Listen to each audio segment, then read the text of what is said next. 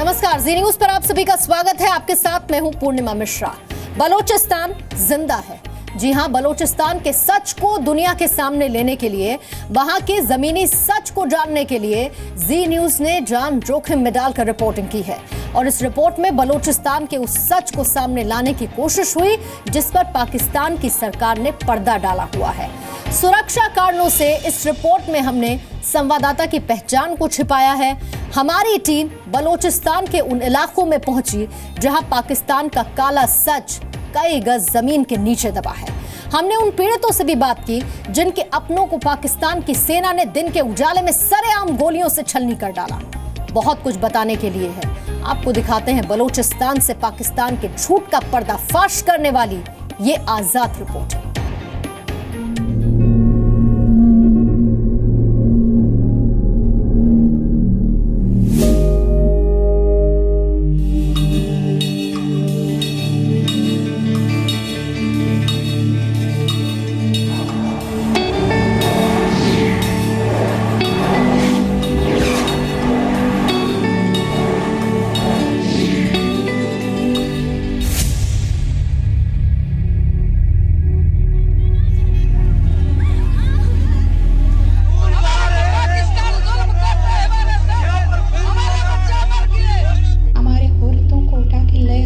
लापता करके और उनके साथ किस तरह जुल्म करके और किस तरह तशद्दुद करके यहाँ तक कि रेप सेल्स भी।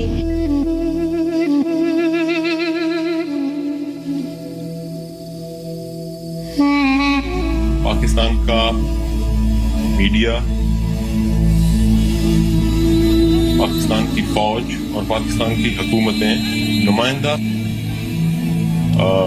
सब मिलकर और एक सोचे समझे मंसूबे के तहत बलोच कौम की नस्लकुशी कर रहे हैं। बलोचिस्तान के बारे में किसी मीडिया एंकर ने बात नहीं की। वहां पर जो जुल्म हुआ और या हो रहा है, अब भी लोगों को, हमारे भाइयों को, हमारे बहनों को हर दिन कत्ल किया जाता है। लोग घरों से घसीट के निकाला जाता है, मिसिंग होते हैं, उनको टॉर्चर किया जाता है, फिर उनकी लाशें रोड पर फेंक दी जाती हैं। सरेआम रोडों पर वीरानों में फेंक दी जाती है।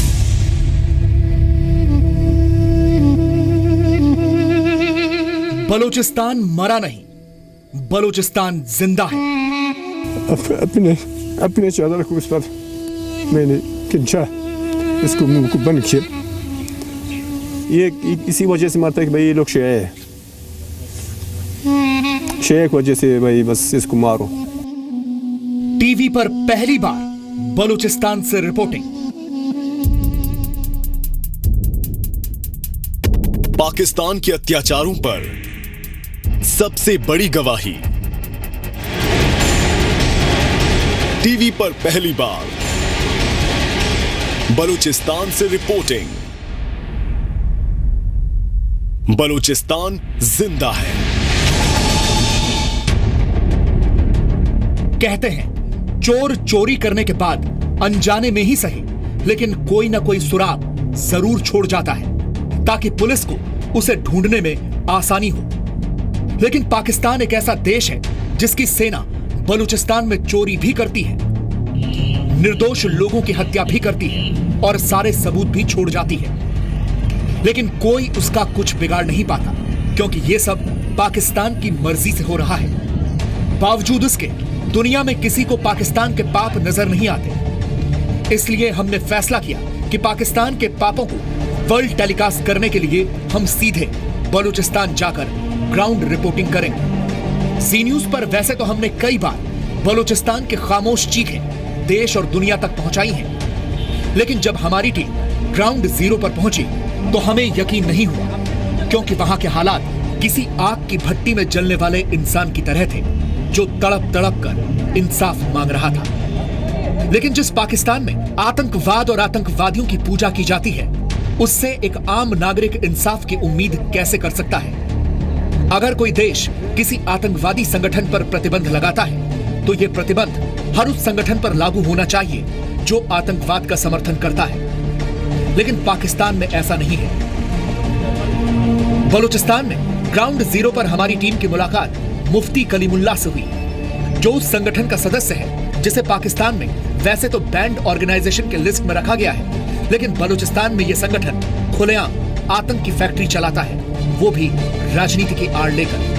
हर तबके के अफराद हमारे साथ हैं, वो कला बिरादरी से हो या मीडिया के लोग हो या इसके अलावा ताजिर बिरादरी हो या इस तरह दिगर कबायली रहनुमा हो, सारे तकरीबन इंशाअल्लाह ताला अल अज़ीज़ हमने पूरे बलूचिस्तान में उम्मीदवार खड़े किए, और फिर कभी JUIF के और तो कभी जनाब मुस्लिम लीग नून के तो कभी पीपल्स पार्टी के, हमने उनकी हिमायती की और अल्हम्दुलिल्लाह वो जीते हैं और हमारे वोट से ही जीते हैं। देखिए, एक तो है कि हम अहले सुन्नत वल जमात के हैसियत से मज़हब के तौर पर हम पहचाने जाते हैं, लोग हमारे कारकर्दगी से मुतमईन हैं, लोग हम पे एतमाद कर रहे हैं। गुज़िश्ता इलेक्शन में भी लोगों ने हम पे बहुत एतमाद किया है और आने वाला इलेक्शन में भी इंशाअल्लाह लोग हम पे एतमाद करेंगे। ऐसे संगठनों का काम भी एक समुदाय के लोगों को अल्पसंख्यक समुदाय के लोगों के खिलाफ भड़काकर पाकिस्तान की नफरत वाली सोच को बढ़ावा देना है। ऐसे संगठनों को बलूचिस्तान में पाकिस्तान सरकार का पूरा समर्थन हासिल है, जिसके दम पर वो अपनी मनमर्जी करते हैं। अहले तशय्युअ के लिए अलग कवानीन होने चाहिए, उन्हें उसी तरह पाबंद रखना चाहिए जिस तरह दिगर ममालिक में पाबंदी के साथ उन्हें एक मखसूस तबके के तौर पर रखा गया है। उन्हें जो है ना, हम इसी मौजू पर हम हुकूमत के साथ खड़े हैं, इदारों के साथ खड़े हैं, फ़ौज के साथ खड़े हैं कि वो किसी भी ऐसे इक़दाम के लिए कदम उठाएं और अहले तशय्युअ को रोके, हम उनकी हिमायत करते हैं। हम इस सच को और भी करीब से जानना चाहते थे, इसलिए हमने क्वेटा जाने का फैसला किया, जहां हमारी मुलाकात शिया समुदाय के नेता रेजा वकील से हुई और उन्होंने जो कुछ भी कहा वो हैरान कर देने वाला था।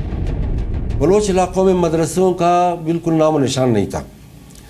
अब हम देखते हैं कि एक ही गांव में करोड़ों रुपए के एक नहीं बल्कि 6-6, 7-7 मदरसे हैं। आप कराची से निकले मकरान की तरफ जाएं, आपको देखेंगे कि बहुत से छोटे से एरिया में इंतहाई ज़्यादा खर्चे पर बनाए गए कई मदरसे हैं। तो लाजमी बात है, इन मदरसों को बनाया भी इसीलिए गया है ताकि एक ये जो जितने भी पॉलिसियाँ हैं, जिन मदरसों में ये तरबियत दी जा रही है, इस तरह की जो जहनियत जिस तरह जहाँ क्रिएट की जा रही है, मेंटलिटी जहाँ क्रिएट की जा रही है, उन पर हमारी हुकूमत का अभी तक कोई नज़र नहीं है कि किन किन मदरसों में किन किन इलाकों में ये मदरसे कायम है और उनमें किस तरह लोगों को रिलीजियस एक्सट्रीमिज़म की तरफ ले जाया जा रहा है। बुनियादी बात तो ये है, जब तक इन लोगों को छूट होगी, जब तक गुड और बैड मजहबी होंगे, जब तक गुड और बैड तालिबान होगा, उस वक़्त तक हमारे मुल्क के हालात इसी तरह रहेंगे। जब तक अमन को बरकरार नहीं करेंगे तो इक़्तिसादी जितने भी प्लानिंग्स है उन पर अमल नहीं हो सकेगा। अभी ज्यादा दिन नहीं बीते हैं, पिछले महीने ही रेजा समुदाय के एक सदस्य को दिन के उजाले में उसकी दुकान के बाहर गोलियों से भून दिया गया था। उस मृत व्यक्ति का भाई आज भी वो लम्हा याद करके रो पड़ता है। जब उधर अंदर घुस गया एकदम बस उन्होंने बोला कि फायरिंग शुरू किया, वो जो उसको शागिर्द था, फायरिंग शुरू किया। बस तकरीबन 3-4 फायरें आवाज़, उसके शागिर्द ने बोल रहा था, 3-4 फायर आवाज़ आ रहा था। बस दुनिया खामोशी हो गया। जब खामोशी हो गया, बोला कि वो शागिर्द ने बोला कि मैं जब ऐसे निकल कर बाहर आ गया, दुकान के सामने आ गया, बस देखा उस्ताद को, बस कि उस्ताद खून के लटपट में उधर पड़े दुकान के सामने। फिर बोला कि मैंने अपना चादर में था, और एक चीज़ हमारे पास नहीं था, अपने चादर को उस पर मैंने खींचा, इसको मुंह को बंद किया। ये इसी वजह से मारता है कि भाई ये लोग शिया है, शिया की वजह से भाई बस इसको मारो। बस ये बन रहा है सर। अभी हम लोगों का इतना वस नहीं है कि मैं ये जो बाज़ार मेन रोड तक मैं नहीं जा सकता। जब मैं जाऊँ ये काला चश्मे पहनता हूँ या ये मुंह ऐसे रुमाल के साथ ऐसे बांधता हूँ कि मुझे किसी पहचान नहीं सके। बलूचिस्तान को खोने की कगार पर बैठा पाकिस्तान पूरी दुनिया में बलूचिस्तान को मिलते समर्थन से बौखला गया है। जब से भारत के प्रधानमंत्री नरेंद्र मोदी ने अपने भाषण में बलूचिस्तान का जिक्र किया है, तब से पाकिस्तानी सेना बलूचिस्तान में अत्याचारों का नया अध्याय लिख रही है। कुछ लोग मिसिंग किया जाता है, उनको उठाया जाता है, तो उनके जो फैमिली मेम्बर्स होते हैं वो बाकायदा हमारे ऑर्गेनाइजेशन के पास आ जाते हैं, HRCP के पास चले जाते हैं या फिर पुलिस स्टेशन चले जाते हैं, क्लेम करते हैं कि भाई हमारे घरों पे रात को छापे मारे गए, FC मतलब वहाँ पे बारी नफरी में आए हुए थे, उसमें उनके साथ सिविल ड्रेस में दूसरे लोग भी थे और FC की काफ़ी गाड़ियाँ मौजूद थी और वहाँ से लोग हमारे प्यारों को उठा के ले गया है।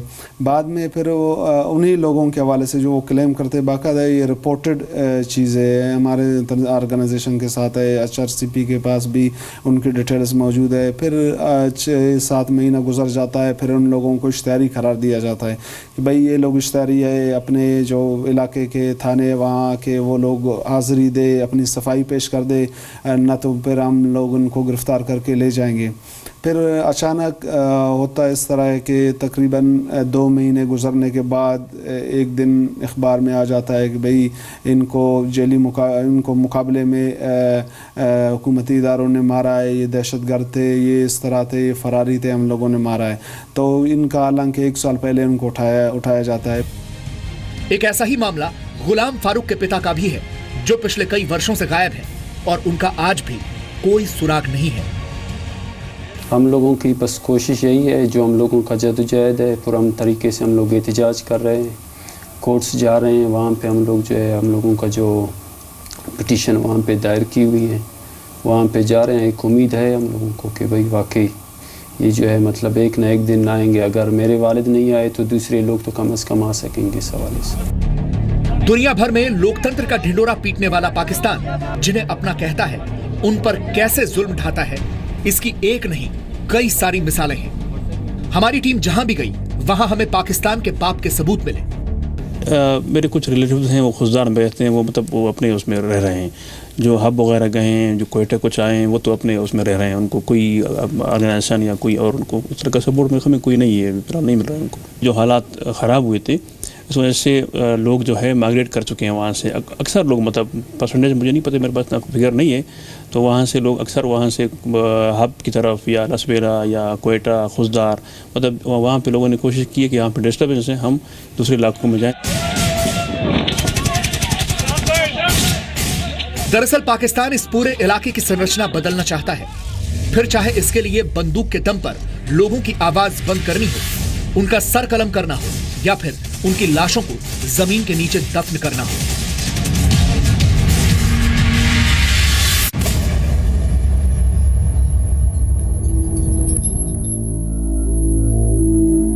जो खौफ है कि भी इस बड़ी यानी तरक्की के जो रेल पेल होगा उससे हम अक्सर अकलियत में तब्दील ना हो, तब वो उस तरक्की को अपना तरक्की समझकर इसको आगे बढ़ाएंगे। जितने भी ऑपरेशन हुए इन 5 ऑपरेशन हुए अब तक बलोचों को सफ़ाई से नहीं मिटा सके, तो इतना नुकसान हुआ। अब उन्हें चाहिए कि वो हालात को समझें, ताकत को सहारा नहीं बनाएं, बल्कि मामलात को बलोच जो मेजर इश्यूज़ हैं उनको एड्रेस करें, लोगों को कौमी दायरे में लाने के लिए इक़दाम करें। अदरवाइज़ अगर वो कहेंगे नहीं जी हम इसी तरीके से ताकत को सहारा बनाकर या ताकत के ज़रिए मामला हल करेंगे, तो मैं समझता हूँ कि यहाँ पे हकीकी इक़्तिसादी तरक्की भी नहीं आएगी, खुशहाली भी नहीं आएगी। हालांकि निर्दोष लोगों की हत्या करने वाले पाकिस्तान को अभी भी इस बात की शर्म नहीं है, क्योंकि वो आज भी बलूचिस्तान में नरसंहार के मामलों से इनकार करता है। We are not a war zone. Yes, we have got challenges that I agree to. We have got challenges from different sort of non-state actors, be it religious militants or separatist militants. Both. These both are, we feel, not representing the genuine people of this province. वैसे पाकिस्तान के बारे में कहा जाता है कि वो अपनी गलतियों से नहीं सीखता। 1965, 1971 और 1999 में भारत के खिलाफ युद्ध छेड़कर पाकिस्तान गलती कर चुका है। 1971 में तो पाकिस्तान को 2 हिस्सों में बंट जाना पड़ा था और पाकिस्तान अब यही गलती बलूचिस्तान में दोहरा रहा है। और वो दिन दूर नहीं है जब बलूचिस्तान भी बांग्लादेश की राह पर चल पड़ेगा। ब्यूरो रिपोर्ट, जी मीडिया।